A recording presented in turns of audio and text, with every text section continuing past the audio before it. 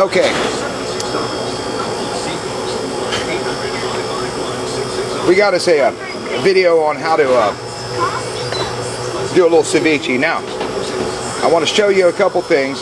First, I'm sanitizing bottles in a sanitizing solution. We're soaking them, get the labels off. So the lids are in there. You can use the lids. People say don't use lids on ceviche, but they're plastic coated. It's when they start to get rusty that you don't want to use the lids, or separate it with some cellophane. And there's the juicer we'll be using. That's a bad son of a gun. It will rip your fingers right off. And we'll be doing about 50 lemons to make this smaller batch of ceviche, maybe more.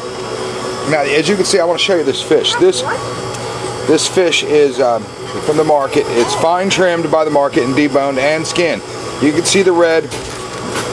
That's coming off when I use it. Now, I want to show you the difference between some people and others. You see, that's the outside of the fish, and that's how you pack it. Inside, you see the inside touching the inside, that's how it's done. Now, I'm going to trim this fish, and I'll show you what it looks like after trimming, and then we'll move on. Okay, I've trimmed the fish. Now, I got this stainless steel. Contrary to popular belief, it's all right to soak your fish in stainless steel. You can even make ceviche in it at quality stainless steel. Now, there it is, and you can see the side that it's all clean. There's the back, pretty clean, pretty nice and clean. And there's the waste. A Haitian person would cry if they seen me wasting that. Oh, and by the way, I used 100 to 200 ppm sanitizing solution here. 200 is a little stronger than your normal. 100 ppm will do just fine. All right, now, there's the fish. We're going to go ahead and place it in here on that ice. And I'm going to place it, as you can see, belly to belly, side to side, belly to belly. Then we're going to put this water on it. I salted the water with kosher salt this time, and we're going to let that soak in. While that's soaking, we're going to garner or mise en place. That's what it's called, clean up and garner or mise en place, which is things in place to do the whole job. The peppers, the onions, so on and so forth that we'll be needing. Now I want to show you this. This is called basa. This is what I use. It's Pangaea, actually, I'm sorry.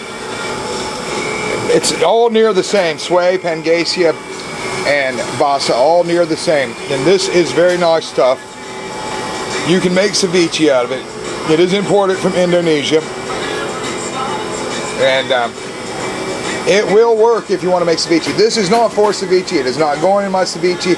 I cannot tolerate anything but fresh fish, and that's all I use. So that being said, you know, you use what you want. This is for all you can eat fish fry Friday night.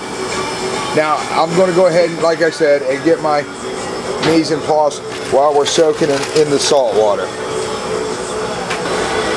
Anyway, we're juicing limes now. Getting things in place, as I said, which actually means mise en place would be the culinary term, which means things in place.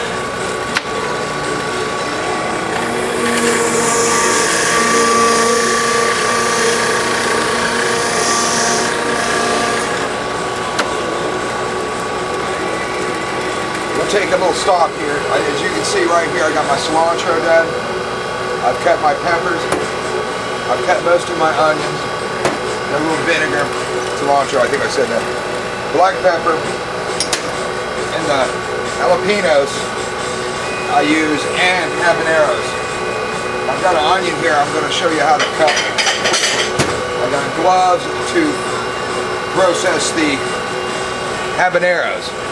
So I'm going to finish up the limes here, and then we'll move on. I have my fish in the freezer now. I've drained it, I've patted it dry with towels, and I'm letting it firm up. That's going to make it very easy to cut. So that's why that's there. Now I'm going to finish these limes, and then we'll go on to the next phase. Alright, here we go. I'm going to show you how to do an onion quickly. A lot of people dilly-dally about it. Drop the ends off, go in half. Now somebody's going to tell you that's not how you do it, that went to the culinary arts Institute of Arts in Hyde Park or somewhere. But this is quicker than that way. They do. There. Okay, watch. You'll not get it any quicker than this and get a fine dice. And you see how I've got it angled, and I'm going over the top. Now, same problem here. I'm just going to flip that over and bang. You see that? Fine dice. Well, it's not terribly fine. I don't want it any finer. However, if I did, you just tighten up on your cut a little smaller, and then you will have it. You know, it's all mathematical. Willie, come on over and juice some limes here for us. Juice some limes? Yeah, juice some limes. Yeah. I know you love that. Oh, yeah. But this is nothing compared to the reunion batch, okay? Now, I want to tell you about gloves. Gloves actually do not protect the health of anybody if you don't have good hygiene to begin with. It's hand washing where it's really all about. The reason I'm putting gloves on is to protect me from the habanero juice. And the gloves, by the way, won't protect you either if you're getting into a lot of them. Okay? And like I said, I took the liberty of cutting everything else.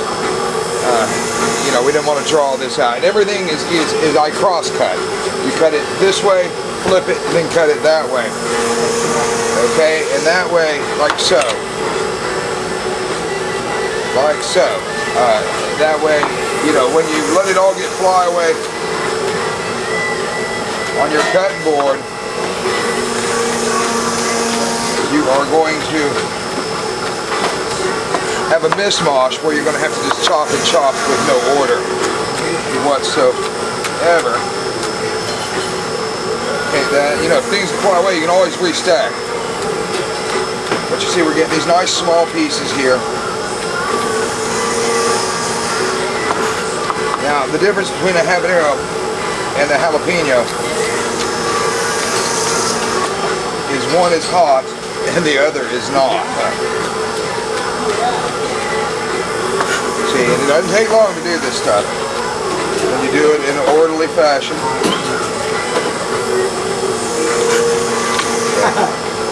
Some people leave seeds.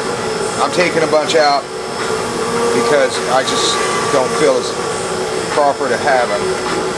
Okay, so those few seeds are cool. They'll add to the heat. Okay.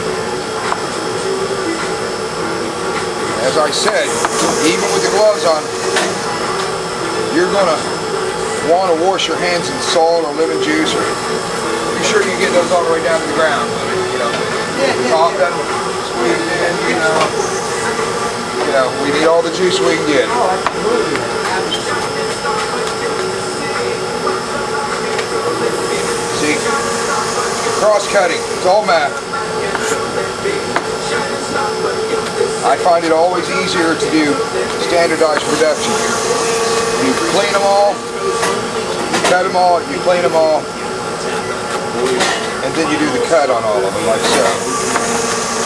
That way you're doing one thing, you're doing it quick, and you're doing it well.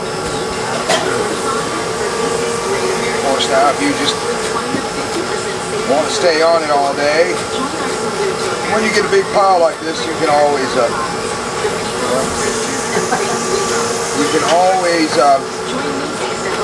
reduce it to smaller piles. Now, got to wash your glove. I got to go find that piece in that mishmash.